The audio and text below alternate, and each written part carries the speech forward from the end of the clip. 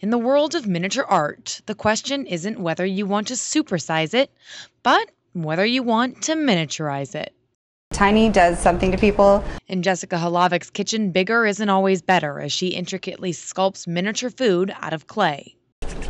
From fruit to sandwiches to a full-on wedding cake, despite their tiny size, the tiny morsels take hours to create. I just kind of feel it out.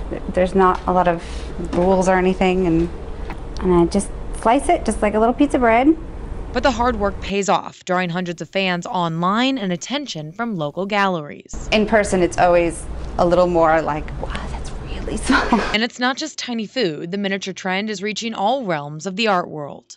Photographer Vinny Baccardi snaps photos that you need a magnifying glass to see. He sees miniature art as a way to draw in the viewer. So the idea was to force people to interact with art, and the miniatures is a great way to do that. Graffiti is usually scrawled across buildings, but artist Der Squan has found a new medium. Taking street art to paper was a way to stand out from the crowd. Everybody in Los Angeles goes like real big. I wanted to try and do something like really small. May seem obvious, big art, big money. But when it comes to miniature artists, they've learned that their tiny creations, which are often a fraction of this size, can go for just as much. These pieces, no larger than a business card, can sell for upwards of $200.